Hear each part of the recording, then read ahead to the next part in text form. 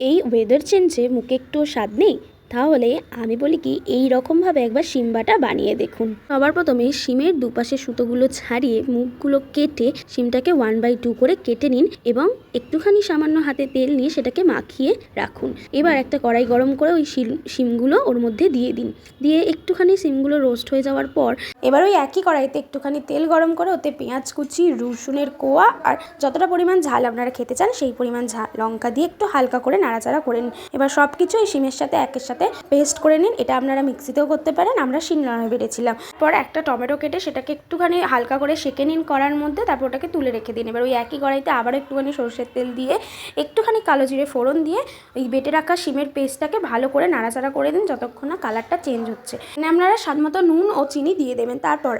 এরপর পেঁয়াজ কুচি, একটুখানি শুকনো লঙ্কা ভাজা, টমেটো আর ওই শিম বাটা আর কাঁচা সরষের তেল ভালোভাবে মিক্স করলে শিম বাটা রেডি।